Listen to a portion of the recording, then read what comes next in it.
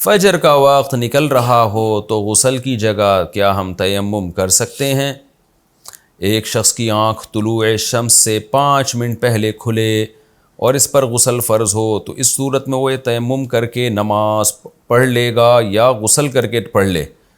محمد عمر کراچی سے، یعنی اس کو یہ ڈر ہے کہ غسل کرے گا تو نماز قضا ہو جائے گی، تو بھی بھائی اس کو غسل ہی کرنا پڑے گا، کیونکہ قرآن نے تیمم کی اجازت اس صورت میں دی ہے فَإِن لَّمْ تَجِدُوا مَاءً، جب پانی نہ ہو۔ تو شہر میں انسان کے ہاں پانی ہوتا ہے، تو آپ ایسے شخص کو چاہیے 5 منٹ باقی ہیں، اسپیڈ کے ساتھ غسل کر لے۔ ویسے 5 منٹ میں غسل کر کے نماز پڑھنا میرے خیال ہے ذرا مشکل کام ہے، لیکن ہو جاتا ہے اگر اسپیڈ آپ کی تیز ہو۔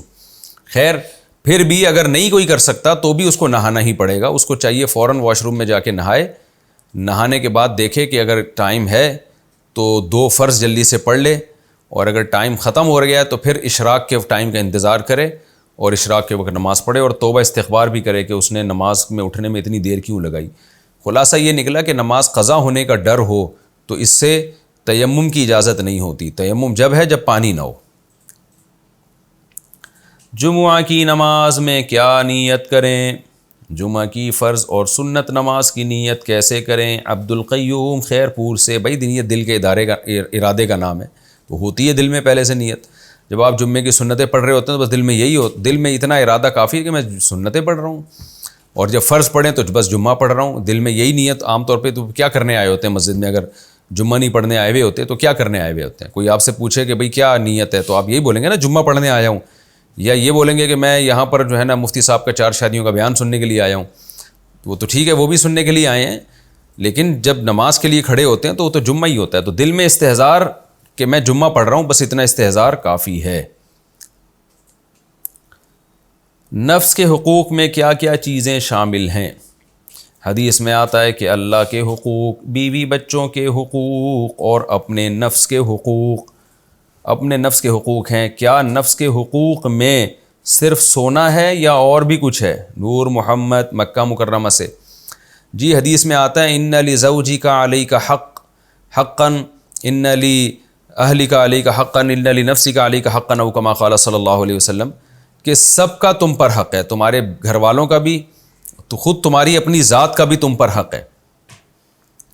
تو اپنی ذات کا بھی ہم پر حق ہے، یعنی اپنی جان کا، تو وہ حق میں صرف سونا داخل نہیں ہے، اپنی جان کی حفاظت کرنا، اپنی عزت کی حفاظت کرنا، پھر بیماریوں سے جان کو محفوظ رکھنے کی فکر کرنا۔